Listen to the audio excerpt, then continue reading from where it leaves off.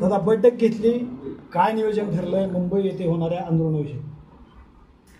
आज आम्ही धाराशिवपासून सुरुवात केली. आता पश्चिम महाराष्ट्रापर्यंत प्रत्यक्ष गाठीभेटी घेतोय. काय होतं, त्या सभा घेतल्याच्या नंतर प्रत्यक्ष आम्हाला चर्चा मूळ करता येत नाही, मूळ विषय समाजासमोर मांडता येत नाही. आणि प्रत्यक्ष ज्यावेळेस समाजाच्या प्रमुख व्यक्तीला आपण सांगतो तर ते गावखेड्यापर्यंत तो आम्ही सांगितलेले विषय घेऊन जातात की आपण अशा स्वरूपाचं आपल्याला काम करायचं आहे. म्हणून मी प्रत्यक्ष हे नवीनच सिस्टम सुरू केली की आपण नवीन पायंडा पाडू, आपण लोक प्रत्यक्ष जाऊ, लोकांशी भेटी घेऊ. नुसतं मग ते काय होतं, भाषणं केले ना तर मागच्याला काय माहीत नाही, पुढच्यालाही काय माहीत नाही. म्हणून हे नवीन एक पायंडा सुरू केला प्रत्यक्ष गाठीभेटीचा. आता उद्या आम्ही सोलापूर जिल्ह्यासाठी आणि परवा मला वाटतं 7 तारखेला सांगलीला आहे, 8 तारखेला फलटणला आहे आणि 9 तारखेला मला वाटतं भोर पुण्याचा जो अलीकडचा बेल्ट राहिला आमचा पलीकडचा आम्ही घेतला आहे आणि अहिल्यानगर असं पश्चिम महाराष्ट्र पूर्ण घेतो आहे. मुंबईची जबरदस्त तयारी मराठ्यांनी सुरू केली आणि तुम्हाला भूतून भविष्य त्याचा रेकॉर्ड ब्रेक यावेळेस मराठा मुंबईत बसलेला दिसणार आहे. म्हणजे आपण जे समुद्र म्हणतो ना, समुद्राच्याही किती पटीत मराठा स्वतःलाच बघणार आहे की आपण इतके विराट रूपाने चाललोय, नाही घेणार. 100% यावेळेस आरक्षणाची लढाई जिंकणार. मराठे ओबीसीत सगळेचे सगळे तुम्हाला 29 ऑगस्टला आलेले दिसतील. याआधीही तुम्ही मुंबईला गेला होता, आत्ताही जाणार आहेत, पण सुरुवातीला जे तुमचं नियोजन होतं त्याच्यामध्ये आता काय बदल केलेत का त्याच पद्धतीने नियोजन झालं? नाही, फक्त आता वापस यायचं नाही, ह्यो बदल. आता माघारी फिरायचं नाही. आणि दुसरं की रूट जो आम्ही टाकला होता आधी की अंतरवालीहून शेवगाव पैठण मार्गे, पांढरीपुलावून अहिल्यानगर, मग आळा फाटा ते शिवनेरी किल्ला आणि माळशेज घाटातून कल्याणहून वाशी असा मार्ग होता. परंतु आता पाणीसाठी पोरं गेले होते मुंबईला, तर त्यांनी सांगितलं की ते माळशेज घाटात इतका भयंकर रस्ता आहे की एखादी जर गाडी बंद पडली तर गाड्या सगळ्या स्टॉप होणार आहेत. तिला उचलून जरी बाजूला ठेवायचं म्हणलं तरी जागा नाही आहे, लुटीत नेली पंक्चर झाली तरी जागा नाही आहे. आणि 50-60 किलोमीटर असं अंतर आहे. एखाद्याला चहा प्यायची जरी तलब झाली तरी पिऊ शकत नाही, काहीच नाही, मध्ये गावच नाही.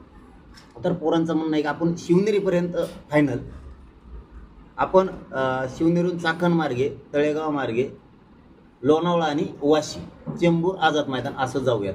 आणखीन काय फायनल नाही केलं, पण पोरांचंही म्हणणं ऐकावं लागेल, कारण त्रास व्हायला लागल्यावर लय अवघड असतं. कारण जाणाराला आम्हाला माहिती आहे त्रास किती होतो, इकडून बोलणाराला काय नसतं की हायतीच राहून द्या, तितका वळणाचा घाट आहे उकरिलेला आहे मध्ये. यापूर्वीच्या आंदोलनामध्ये वेगवेगळ्या राजकीय पक्षातील लोकप्रतिनिधी आंदोलनात सहभागी झाले होते, परंतु आता जो आपण 29 ऑगस्टचा नारा दिला आहे, या आंदोलनामध्ये वेगवेगळ्या पक्षातील समाजातील लोकप्रतिनिधी सहभागी होतील अशी खात्री वाटते आपल्याला? ते होतील का नाही दादा मला नाही माहिती, पण तुमचा प्रश्न बरोबर आहे. होतील का नाही माहीत नाही, पण त्यांना मोठं करायचं काम आम्ही 6 करोड गोरगरीब मराठ्यांनी केलेलं आहे.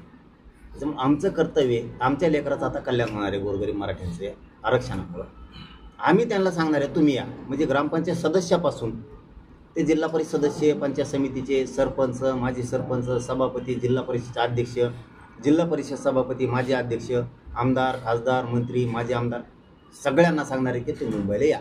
आणि त्यांच्यावर लक्ष पण ठेवणार आहेत. म्हणजे जाहीर मीडियाच्या बांधवाच्या माध्यमातून सांगतो, आम्ही त्यांच्यावर लक्ष पण ठेवणार आहेत. कोणाला सांगितलंय, पण आम्ही मुंबईला गेल्यावरती इकडंच गावात हिंडला आला नाही. ते नगरसेवक असतील, महापौर असतील, नगराध्यक्ष असतील, एकही माणूस सोडला जाणार नाही हे सांगायचा. आणि कोणाला जर सांगण्यात नाही आलं तर या धाराशिवच्या मीडियाच्या बांधवाच्या माध्यमातून सगळ्या राजकीय पक्षातल्या आमदार, खासदार, मंत्री, नगराध्यक्ष, सभापती, महापौर, नगरसेवक, सरपंच, माजी सरपंच, सदस्य ग्रामपंचायतचे, जिल्हा परिषद पंचायत समितीचे सगळ्यांना आवाहन करून सांगतो, आमच्या गोरगरिबांच्या लेकराचं कल्याण होणाऱ्या आरक्षणामुळे तुम्ही सगळेचे सगळे मुंबईला या. नाही आल्यावर त्याच्यावर नंतर बघू. लोकसभेमध्ये आपला इम्पॅक्ट दिसून आला, परंतु विधानसभेमध्ये इम्पॅक्ट दिसला नाही. आता स्थानिक स्वराज्य संस्थेच्या निवडणूक आहेत, काय सांगाल?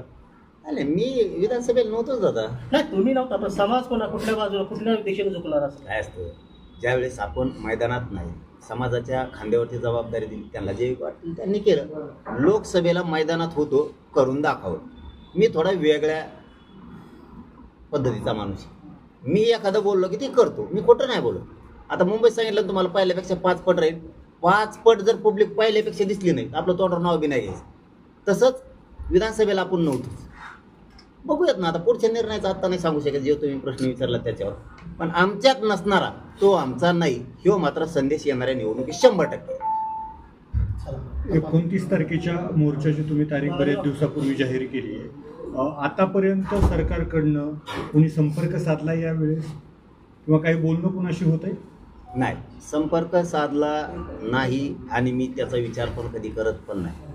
मी आंदोलन करताना उपोषणाला जरी बसलो, आपल्याकडं कोण येईल या दृष्टिकोन ठेवून मी कधीच आंदोलन करत नाही. तसं करणारा माणूस कधी यशस्वी होत नाही. जो दुसऱ्यावर अवलंबून असतो येते, मी तसं करत नाही. मला माझ्यावर आत्मविश्वास आहे. मी झुंजणार आणि समोरच्याला हरिणार सुद्धा, ही मला आत्मविश्वास असतो. माझ्या समाजावरती मला आत्मविश्वास आहे की माझा समाज सगळ्याला झुकवितो. त्याच्यामुळं आम्ही यायची वाट नाही बघत. आम्ही वाट बघतोय आता 27 ऑगस्टची अंतरवलीतून मुंबईकडे निघण्याची, आणि आम्ही निघतोय. ते येतील नाही येतील मला माहीत नाही, पण ह्यावेळेस मराठ्यांच्या पदरात आरक्षण असणार आणि गुलाल मात्र ओबीसी आरक्षणातून मराठ्याच्या डोक्यावर पडलेला दिसणार. दादा, स्थानिक स्वराज्य संस्थांच्या निवडणुका आता होणार आहेत, त्यासाठी कुठेतरी ओबीसीचं आरक्षण जे आहे कायम ठेवण्यात आले.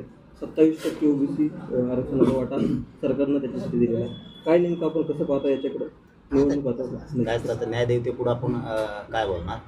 न्यायदेवतेच्या निर्णयाला आपण सगळ्यांनी मान्य करायचं असतं आणि तीच लोकशाहीचा रूल आहे. आपण ते फॉलो करणं गरजेचं आहे. आणि त्यात काय तर ओबीसी तो ओबीसी त्याला काय आता आम्ही कोण आहेत मग ओबीसीचे पण चांगलं आहे ना. किती फायदा होईल तुम्हाला? आता मराठा समाज देखील पूर्वीमध्ये मोठ्या प्रमाणात गेलेला आहे. आपण आंदोलन ओबीसीमध्ये गेलेला आहे, कसा फायदा होतो? आता व्हायच्या अगोदर कसं सांगता येईल, झाल्यावर सांगणार तुम्हाला आकडा इतके झाल्यावर. आणि ते दिसतंय बी, मीडियाच्या बांधवात दिसतं, सोशल मीडियावरती दिसतं. पण एक सांगतो, आरक्षण मिळाल्यापासून माझ्या समाजाच्या लेकराचं खूप कल्याण व्हायला लागलं. नोकऱ्यात आणि शिक्षणात भरपूर पोरं चालले, ती मात्र मला समाधान. 58 लाख नोंदीत 3.25 करोडपेक्षा जास्त मराठी आरक्षणात गेले. राहिलेली ह्या 29 ऑगस्टच्या झटक्यात एका रट्ट्यातच घालणार आहे, एक बीट होत नाही. आता चूक करायच्या आणि आडं पडायच्या भानगडीत सरकारने पडायचं नाही. एकदा झालं बस, सहन केलं. तुम्ही आमचे डोके फोडले, गोळ्या घातल्या, पुन्हा त्या भानगडीत पडायचं नाही. नसता जड जाईल. दादा, नेमकी आरक्षणाची किती टक्के आरक्षण हवं? आता तुम्ही निघताय नव्यानं मुंबईला, परत नव्यानं सुरुवात करताय. परत प्रश्न हा विचारतो की सरकारला पण हे कळायला पाहिजे किंवा तुमची मागणी देखील कळायला, किती टक्के आरक्षण हवं आणि कुठल्या कोट्यातून कसं आरक्षण हवं आहे? टक्के पक्के नाही. मराठा हा पूर्वीपासून ओबीसी. आमच्या 100 150 वर्षाच्या नोंदीने टक्के टुक्के नाही. ओबीसीतच पाहिजे ना, आम्ही ओबीसीतच आहे. आमचं हैदराबादचं गॅजेट आहे सरसकट मराठवाड्यातला ओबीसी आरक्षण आहे. सातारा संस्थांचं गॅजेट आहे, राजश्री शाहू महाराजांच्या राजांचं गॅजेट आहे. पश्चिम महाराष्ट्र पूर्ण बसतो. हे झाले 2 भाग. बॉम्बे गव्हर्नमेंटच्या गॅजेटियरमुळं नाशिकपासूनचा, मुंबईपासूनचा, अर्ध्या पुण्यापासूनचा खानदेशापर्यंत आता ते भाग तुटला काही, वापीचा, शेलवाशाचा, नाही तिथपर्यंत तो परगाणा होता, सगळे बसते. आणि आमचं 4थं म्हणणं आहे, आम्हाला त्यावेळेस सरकारने सांगितलं होतं, ज्यावेळेस शिष्टमंडळ आलं होतं 10-12 मंत्र्याचं, त्यावेळेस त्यांनी सांगितलं होतं की माझी मागणी होती मराठा आणि कुणबी एकच अध्यादेश काढा. त्यावेळेस त्यांनी सांगितलं होतं आधार लाख. आता 58 लाख नोंदीचा आधार आहे सरकारला कायदा पारित करण्यासाठी. त्यामुळं मराठा आणि कुणबी एक ही JR पण घेणार, सगळ्या स्वारीच्या अंमलबजावणी पण घेणार आणि 3ही गॅजेटियर घेणार. सगळ्या केसेस पण मागं झालेल्या पाहिजेत सरसकट. आणि बलिदान गेलेल्या कुटुंबाचा, त्यांच्या नोकरीचा आणि आर्थिक सहकार्याचा विषय राहिलेला आहे. जे 8-9 मागण्या आहेत ना, त्या सरकारच्या पाठ झाल्यात. त्यामुळे सांगून मी बी गदरून गेलोय. आता हे शेवटच आहे, आरपारची अंतिम लढाई आहे. मराठा बांधवांना सांगतो, अंतिम आरपारची लढाई. इतकं रेकॉर्ड ब्रेक ही मुंबईची रॅली होणार आहे. आता होतो ना भविष्यात असा मराठ्यांचा विजय होणार आहे, याचे साक्षीदार व्हा. प्रत्यक्ष मुंबईत येऊ, जे वाहन असेल ते सुरू करा. आता नवीनच पवारांनी स्कीम काढली, माझ्या कानावर येते मला माहीत नाही, एका तालुक्यातून 50,000 गाड्या काढायच्या. आता मला माहीत नाही, पण आता जे कानावर येत आहे ते शक्यतो मराठ्याचं खोटं पण येत नाही कधी. मराठ्याचे पोरं करते एकदा तरार लागल्यावर. कारण कसल्याही मतदारसंघात गेलं, 1,00,000-1.5 लाख मराठ्यांची लोकसंख्या, लाख बरंच धरा, त्यातल्या अर्ध्या, चला 80-90 हजार धरा, अर्ध्या जरी धरलं तरी 50,000 मराठ्याजवळ सहज गाड्या. आपण आपली मोटरसायकल सुरू करायची आणि मुंबईला निघायची. ही मोहीम चांगली आहे. फक्त पुन्हा एक सांगतो, गुंतून पडू नका. सणवार येत, एक पोळी खाताल, भजे खाताल, सण पुन्हा येईल, पुन्हा करता येईल. पण नोकरी शिक्षण जर एकदा गेलं ना, आरक्षण जर गेलं ना, उभ्या आयुष्याचं लेकरा बाळाचं वाटलं होणार आहे. त्याच्यामुळं सणवार उत्सव करा, पण कमी प्रमाणात करा. आणि आपण सगळे मुंबईकडे चला. 3-4 दिवस गेल्यामुळं समाजाचं कल्याण होणार आहे. तुम्ही सगळेचे सगळे चला. शेवटची फायदा नाही, धेडानं जाऊ दे. एकदा काय होते, घुसा सगळेच मुंबईत, येताना आरक्षण घेऊन. जोडूनच प्रश्न आहे. मागच्या वेळी जे एकनाथ शिंदे मुख्यमंत्री असताना आपल्याला ठाण्यामध्ये जो GR दिला, त्या GRात तरतूद होती. मग आता तो GR वेगळा आहे का, आणि आता आपली मागणी जी आहे ती वेगळी आहे का? काय नेमकं थोडं त्याच्यातलं कसं हे आहे? दादा काय असतं, पहिल्यापासूनच आमची मागणी होती मराठा आणि कुणबी एक, आणि सगळे सोयरे पण. आणि नुसते मराठीचे घेतलेले नाही, तर त्या कायद्यानुसार 2012च्या ओबीसीच्या कायद्यानुसार घेतलेले सगळ्यांचे, जे ओबीसी आरक्षणाला मान्य आहेत. नुसते मराठ्यांचे घेतले असते तर सगळे बाहेर फेकले गेले असते. मग ते विशेष मागासवर्ग असो, मागासवर्ग असो, मागास प्रवर्ग असो, त्याच्यात बसणारे सगळे 27% ते 32% आरक्षणात बसणारे सगळ्यांचे सगळे सोयरे. का घ्यायचे ते सोयरे असे घेता येत नाहीत, तर काय घ्यायचे की त्यांचा यांचा व्यवसाय एक पोटजाती ही उपजाती. उदाहरणार्थ म्हणून सांगतो, कुणबीचे नोंद निघाली आणि त्याच्या सोयरीची निघाली नाही, त्याचा रोटीबेटी व्यवहार पण होतो. त्यांचे परंपरागत असणारे सणवार पण सारखेच आहेत, व्यवसाय पण सारखेच आहेत. मग निकष काय ओबीसी आरक्षणात जाण्याचा, तर ज्याच्याकडे कुणबी प्रमाणपत्र आहे त्याचे निकष, आणि जो गेला नाही त्याचे पोटजात उपजात म्हणून असणारा मराठा, एकच निकष आहेत ना. तो शेती करतो, ह्यो पण शेती करतो. कशावर आधारित दिलंय, काय निकष लावले ते आम्हाला सांगा, आम्ही ते द्यायला तयार आहेत.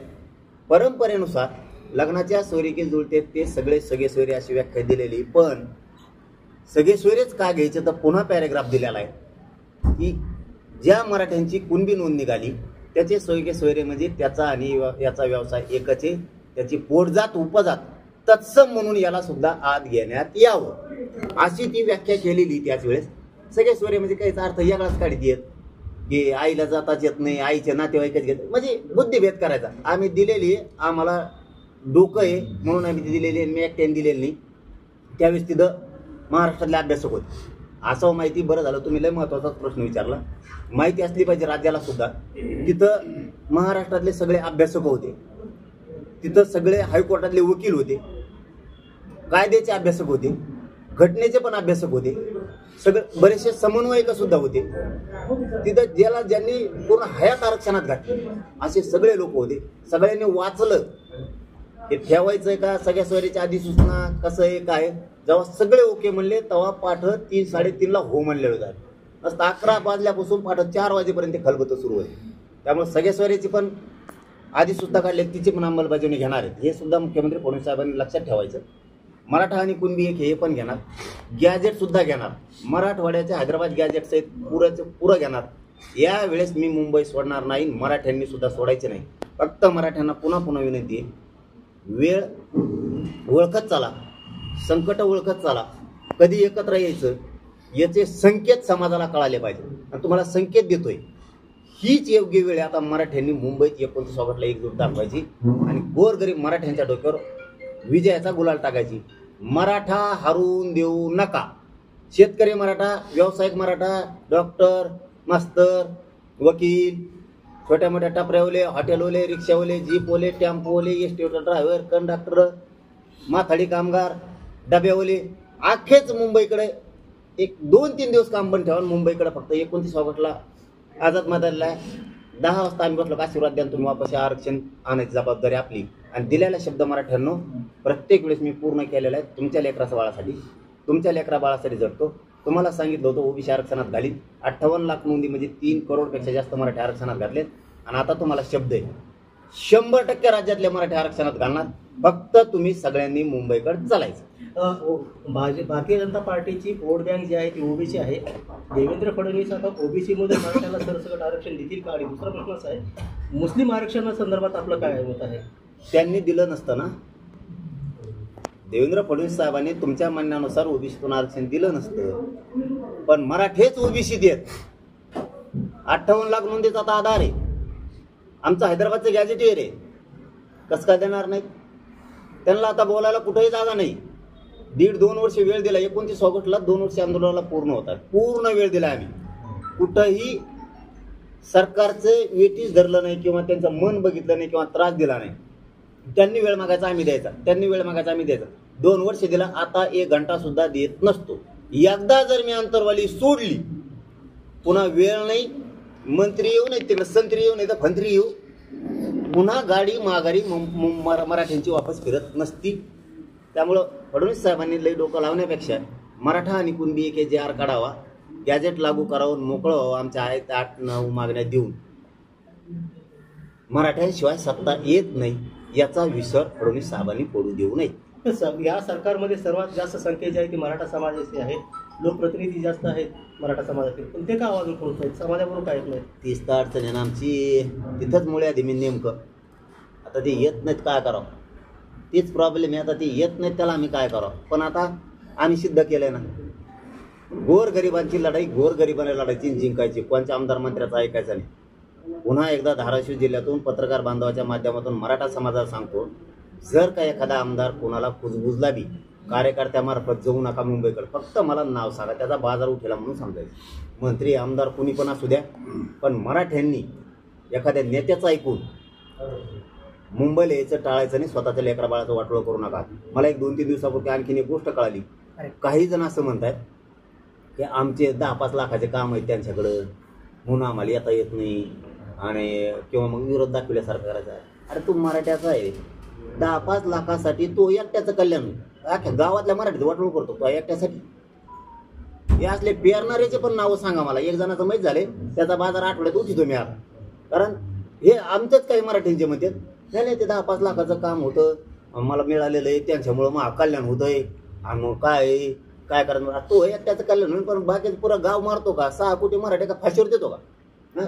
आणि मराठ्यांनी समजून घ्या, आपला नेता, मग तो नगरसेवक असन, सरपंच असन, जिल्हा परिषदचा मेंबर असन, तो सभापती असन, तो जर तुम्हाला म्हणला मुंबईला नको जायचं, आपलं इकडं सरकारमुळे चांगलं होतंय, आमकं होतं, सरकारमुळे तो चांगलं होतंय म्हणा, आमचं नाही. तो एकट्याचं कल्याण होईल, पण आमच्या सगळ्या लेकराचं वाटोळ करतो का? तो या संग राहिल्यामुळे आमच्या पोराचं नोकरी लागणार का? तो ह्यामुळं राहिल्यामुळं आमच्या पोराला शिक्षण मिळणार का? फीसमध्ये माफ मिळणार का? घरकुलं मिळणार का? राज्याच्या केंद्र सिंचनाच्या कृषी योजना आम्हाला मिळणार का? पंचायत समिती जिल्हा परिषद योजना मिळणार का? याचं उत्तर आहे नाही मिळणार त्या संघ राहिल्यामुळं. त्याच्यासाठी तुम्हाला आरक्षणाची गरज आहे. सगळ्या सुविधा घेता येतात, नोकऱ्या घेता येतात. हे मराठ्यांनी समजून घ्या. नेत्याचं ऐकून घरी थांबू नका, तुमच्या पोराचं वाटोळ करू नका. आता आणि याला एक जोड आहे दुसरा बी, तेवढं सांगतो आणि थांबतो. याला एक जोड आहे. काही सत्ताधाऱ्यातल्या लोकांचे मला फोन येतात, तुम्ही बघत बसताना येऊन बी भेटतात काही, पण काही जरा दबत आहेत. ते फोन करून सांगतात, आम्ही तुमचं दिसत नाहीत बा, असं खौटगांडीचं सरकार आहे. बघ त्याचे जे शब्द आहेत ते सांगतो बरं का. मग मी माया परत तोंडात मागं लागताना माया ते म्हणले लय ते खौट आहे, लय ते खुनशी धावण्याचं आहे, ते इकडं तुमचं हिंडलं ना ते आमच्यात काडी घालतंय. आम्ही तुमचं दिसणार नाही, पण मुंबईत आम्ही तुमच्या संग दिसणार. असे सुद्धा मराठी आहेत. सरकार म्हणजे काय असतात, तालुक्याचे कार्यकर्ते सांगायलो तुम्हाला माहिती. मी नाव भाऊला पण होत नसतो, आपलं धडक आहे त्याचं काय, ते गाव लेवलचे तालुका लेवलचे कार्यकर्ते, त्याचा स्थानिक आमदार तिथून तर नाही घालू शकत. तो घातला म्हणजे मंत्री आला, मग मंत्री आला, मग ते देवेंद्र फडणवीस सांगितलं माझं मंत्री म्हणला की, पण खालचे कार्यकर्ते जे असतात ना, जिल्हा परिषदेचे, पंचायत समिती, सभापतीचे लेवलचे, यामध्ये जायला 10-5 लाखाचे कामं गुंतलेले, पण आम्ही येणार. मगाशी तुम्ही आमदारांची बाबतीत बोलत कोणत्या आमदार सूर जो होता राज्य पातळीवरचा सूर होता, आणि राज्यातून वरच्या लेवलवरून काड्या घातल्या जातात असं तुमचं म्हणणं. काड्या घालणारा कोण स्पष्ट बोलण्यासाठी परिचित आहे. मी असं सांगितलं की जे दुसरी बाजू सांगितली तुम्हाला, की मला काय असे फोन येतात की आमच्यात काड्या घालतात, खुनशी बुद्धीचे सरकारमधले मराठ्याचे येऊन सांगतात आम्ही सत्तेत असल्यामुळं, पण आम्ही तुमचं आत्ता दिसणार नाही. आता म्हणजे आम्ही असं फिरतो असे, पण मुंबईत दिसणार, इथं नसणार पण तिथं असणार, असं त्यांनी येऊ सांगितलं. त्याच्यामुळं मराठी आतून सगळेच पुन्हा एक झालेत. जरी काही दिसत नसले तरी काही काड्या करतात. काड्या करण्याचा बाजार उठायला मी आहे ना.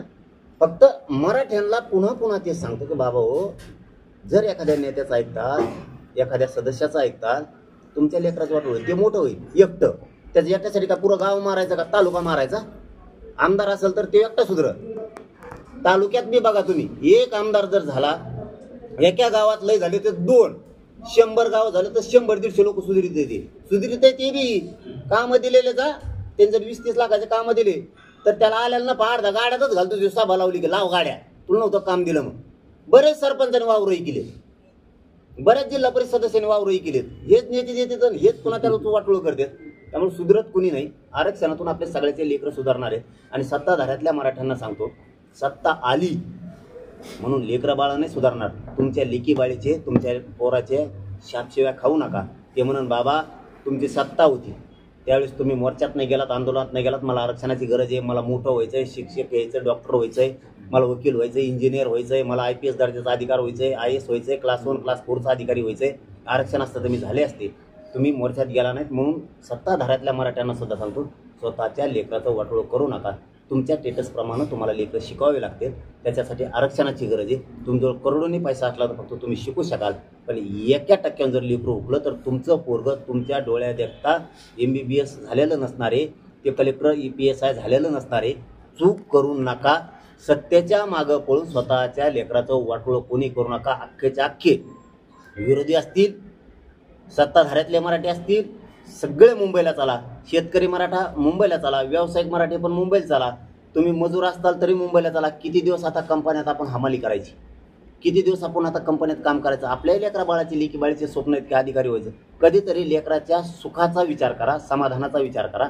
हे मराठ्यांनी करणं खूप गरजेचं आहे. हे बघा, मी तळतळीनं तुम्हाला एवढ्यासाठी सांगतोय मराठा बांधवांनो, तुम्हाला मायबाप मानलंय आणि तुमचा मुलगा म्हणून तळतळीनं काम करतो. रात्रंदिवस मी रातपाट तुमच्या लेकरासाठी झटतोय. एवढ्या वेळेस फक्त झटून राहा. काही मागत नाही तुम्हाला, 1 रुपया आठाणा मागत नाही. आपण आपल्या गावात गाड्या लावा, वर्गाण्या करा, आपण आपल्या गाड्या सुरू करा आणि मुंबईकडे निघा. एकही मराठ्यांची कर्मचाऱ्याची सुद्धा गाडी घरी ठेवू नका. अधिकारी जरी असेल, एखादा पोलीसमध्ये आहे, एखादा डॉक्टर आहे, एखादा कलेक्टर आहे. अरे आरक्षणच नसलं तर तू झाला कलेक्टर, तो पोरगं नाही व्हायचं. तू पोलीस आहे आणि पोलीस झाला, तो एखादा अधिकारी झाला, तू जिथं लागला तिथंच रिटायर होणार, तू बढती मिळणार नाही. आरक्षणाची आवश्यकता आहे. थोडं भानावर आहे सगळेजण. व्यावसायिक असेल एखादा, त्याजवळ करोड रुपये, तू 5 करोड घालशील शिक्षणाला, काय उपयोग आहे? 1% हुकलं तर. मी एक उदाहरण सांगतो, फक्त नाव विचारू नका. तुम्ही नावाचं मागा लागा. तुम्हाला एक नाव सांगतो. माझ्याकडं एक माजी मंत्री आला होता आमच्या तिकडं. त्यांनी सांगितलं पोराची परीक्षा 6 महिने अगोदर झाली, 6 महिने त्याचं प्रमाणपत्र निघालं.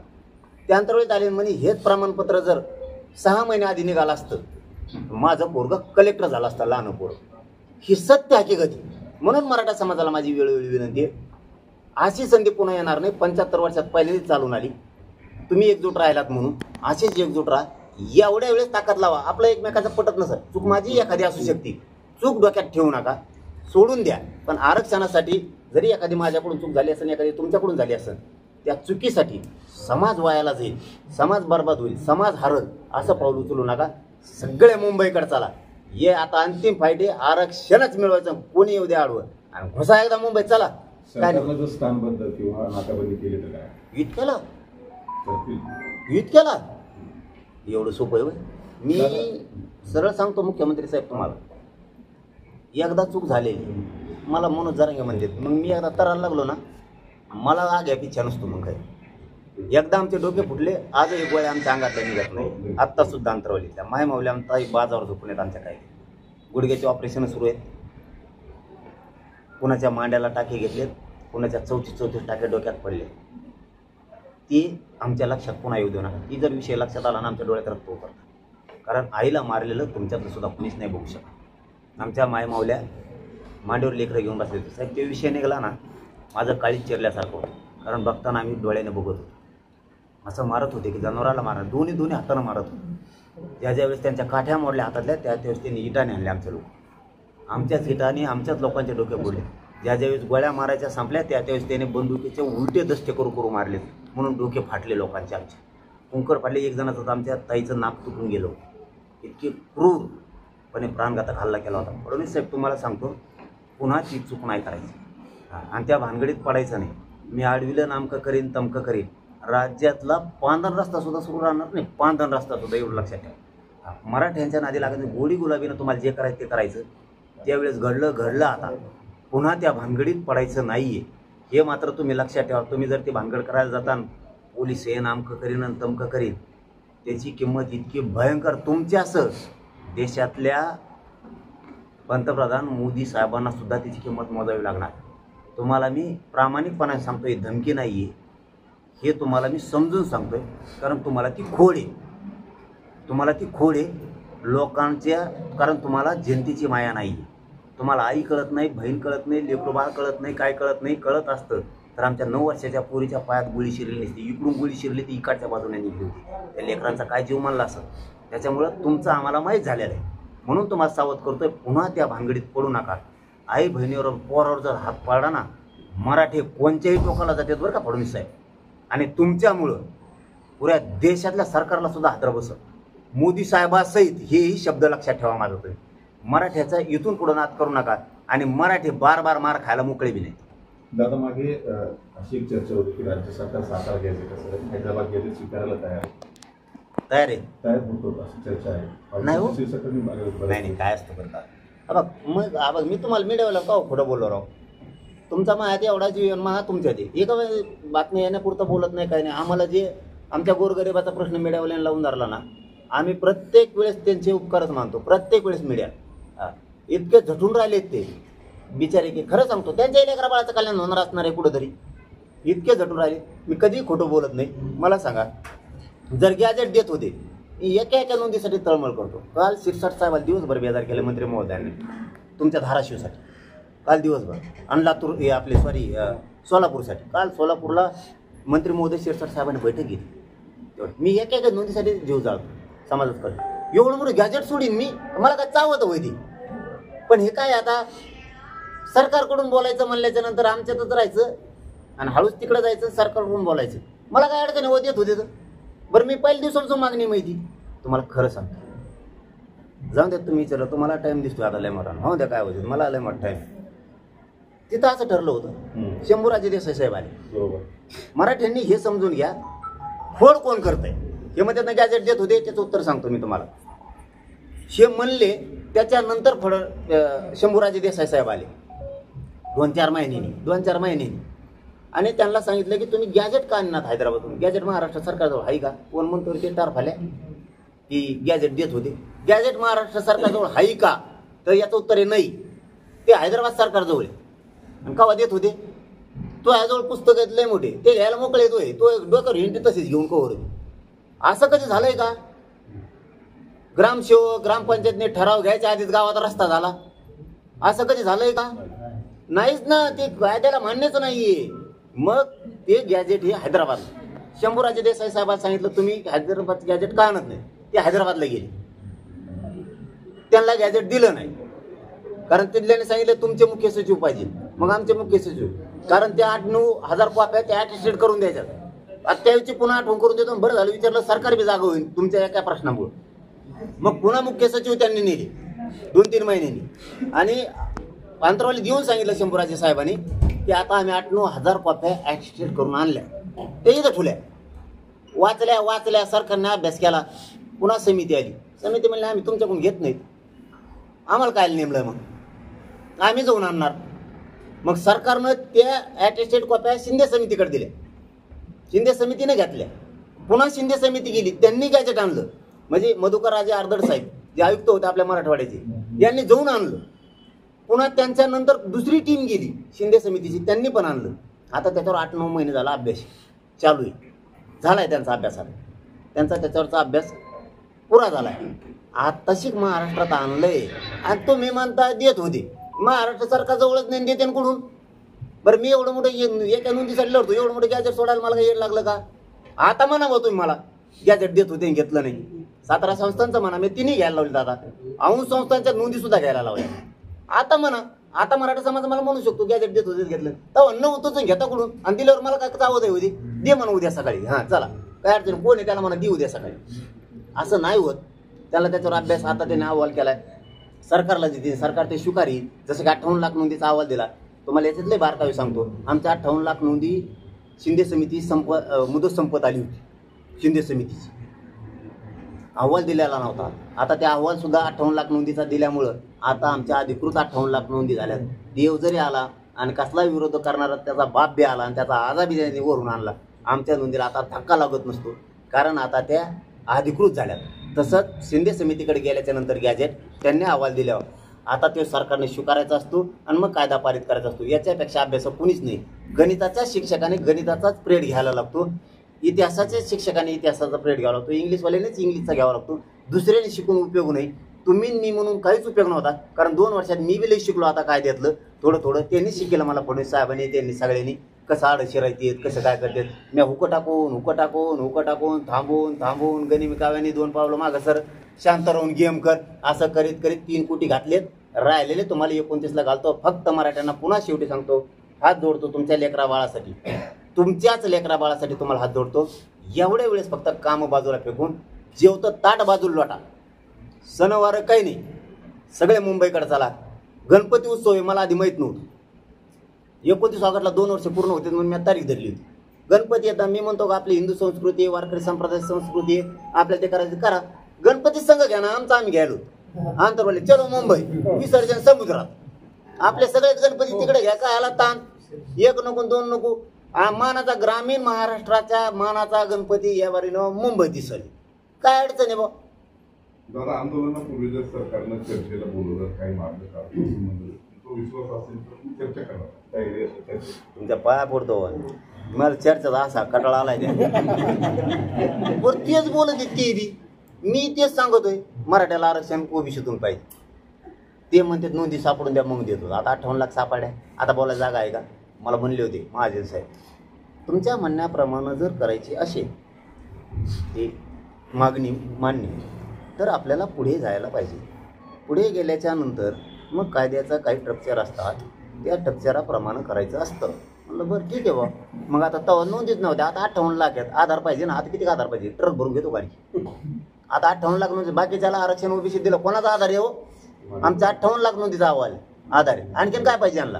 चर्चा फरच्या काही नाही, मी कदरून गेलो त्या चर्चेला. डायरेक्ट अंमलबजावणी आहे का नाही मुंबई सोडित नसतो, आणि काही करीत नसतं. यांनी केलं ना, मग यांना कळत. आणि तुम्हाला सांगतो, माझ्या आधी जाऊन बसते का कोणी पोट्टे पाहुणे घर सापडायला लागलेत मुंबई. काय निरोप काय आले नाही निरोप नाही. मी या दादांना मगच सांगितलं, मी यांनी प्रश्न विचारला होता त्याच वेळेस, की मी कधी आंदोलन करताना मी खरं सांगतो म्हणून यशस्वी झालो.